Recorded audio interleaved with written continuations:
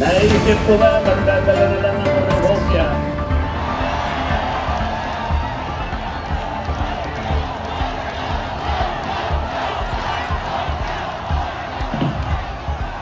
Pero nung makita ko po na napakarami ninyo, kahit 30 pabrika ng hopya hindi magkakasa sa inyo,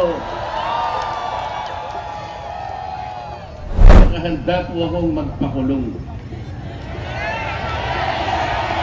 Kung kinakailangang maaresto po ako, wala pong problema. Kung ito po ang kabayarang hinihingi para ipagtanggol ko ang katarungan at ang pambansang kagalingan at ang interes ng mamamayang Pilipino, huwag po tayong maghiwa-hiwalay. Ang sabi nga natin, we are one. We are one. We are one. Pangalawang araw na po ito, ngunit hindi ko nakikita sa mukha ninyo ang kapaguran. Hindi ko po alam kung paano ako magpapasalamat sa inyo. Kung magagawa ko lang, napuntahan ko kayong isa-isa para yakapin ko kayo. Gagawin ko po.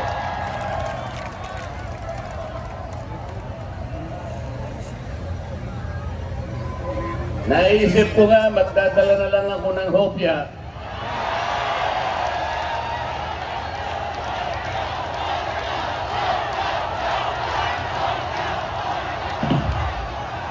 Pero nung makita ko po na napakarami ninyo, kahit 30 pabrika ng hopya hindi magkakasa sa inyo,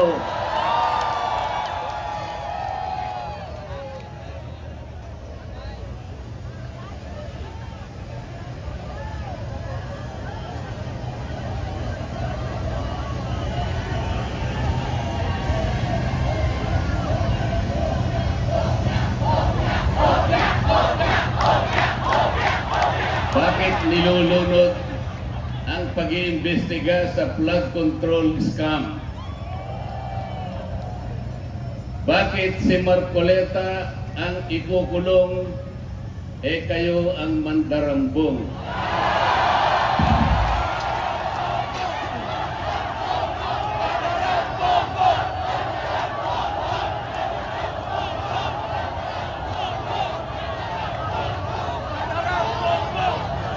Meron po akong babasahin sa inyo, alam nyo na po ito, pero kailangan pong alam ko uli sa inyo para maitatak po sa ating puso.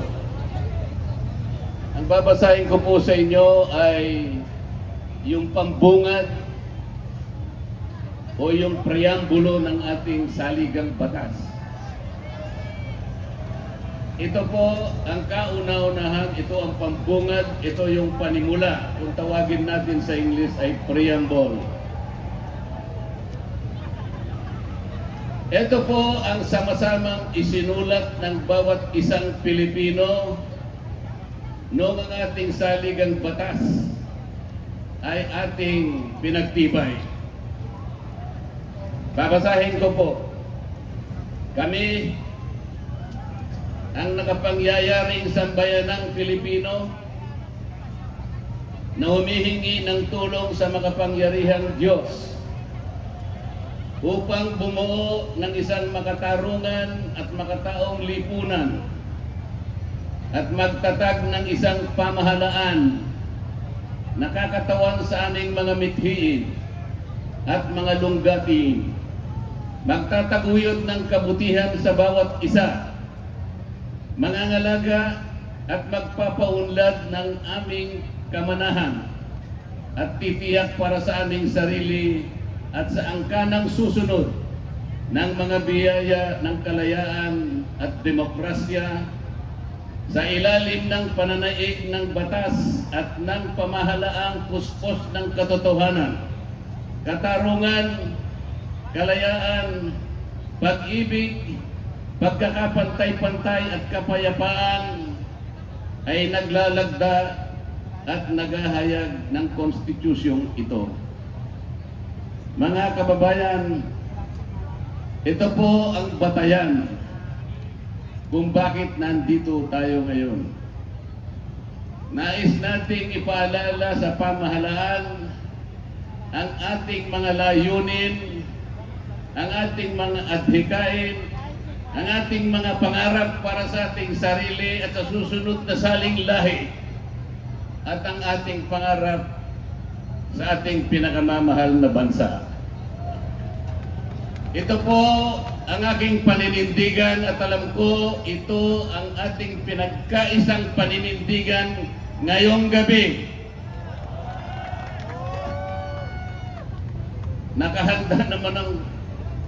Nakahanda po akong magpakulong. Kung kinakailangang maaresto po ako, wala pong problema. Kung ito po ang kabayarang hinihingi para ipagtanggol ko ang katarungan at ang pambansang kagalingan at ang interes ng mamamayang Pilipino,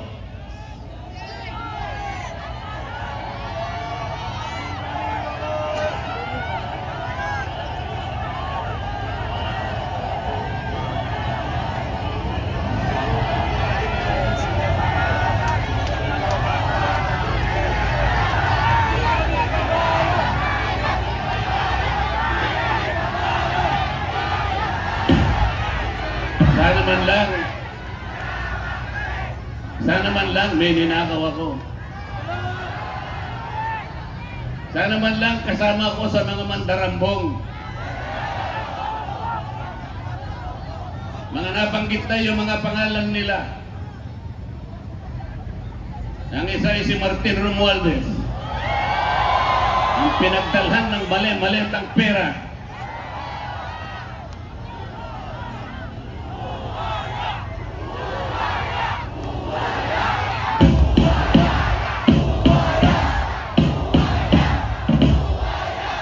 Ako po ang ibinibintang nila sa akin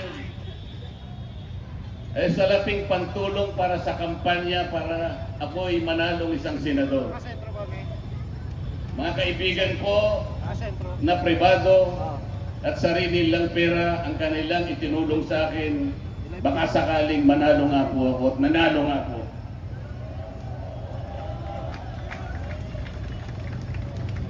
Hindi ko na po ipaliliwanag ang technicality kung paano nila inimbento ang isang gawa-gawang asunto laban sa akin.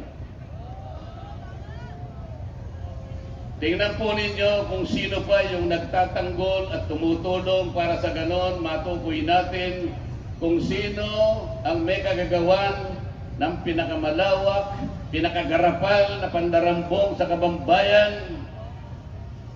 Siya pa ang inaasunto at siya pa ang pinagbabalakang arestuhin. Hindi ba katungkulan ng ombudsman ang sila ang humanap, umusig at parusahan ang lahat ng may kagagawan nito? Bakit ang ombudsman ang nagagalit sa akin? Hindi ba dapat tulungan pa nila ako? Sapagkat iisa ang layunin namin. Ginawa po nilang politika ang lahat ng ito. Ang mga asunto po na sinampa laban sa akin ay nagsasaysay ng kwarta. Pero hindi nagbabanggit ng korupsyon. Nagsasaysay ng halaga, ngunit hindi binabanggit ng ill-gotten wealth. Ipinipilit na iugnay ang public office, ngunit walang binabanggit na abuse of public office. Naglulubid ng mga chismis, ngunit walang ebidensya. Naglulubid ng naratibong pampolitika, ngunit walang binabanggit na elemento o sangkap sa mga krimen na kanilang gawa-gawa. Yun po ang nakapagbibigay po ng malaking kalapastanganan sa ilalim po ng mga batas na umiiral sa ating bansa. Hindi ba sinabi natin, bawal ang bend the law?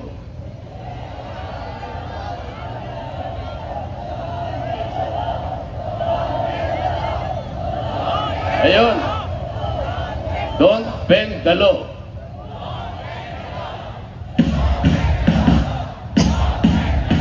Paano naman kasi? Isa naman kasama ko doon sa bulwagan sa Senado, bigla na lang nagsalita. Sometimes you have to bend the law to be able to please the people.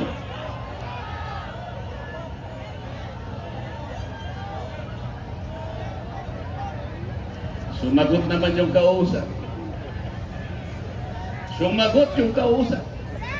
Tinanong kasi siya kung tama yung sinasabi.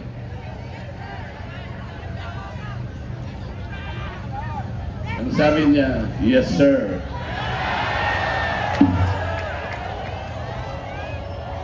Mga kababayan, uulitin ko po ang aking pagsaludo sa inyo.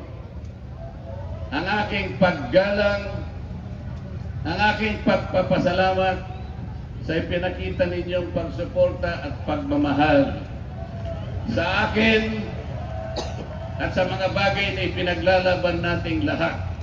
Ang katarungan, ang katotohanan, ang pananagutan at ang katarungan. Huwag po tayong mag-iwahiwalay. Ang sabi nga natin, we are one. We are one. We are one. Maraming salamat po sa inyong lahat.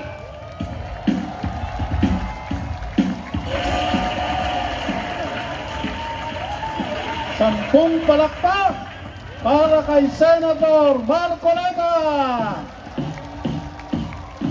Dagdagan pa natin because we are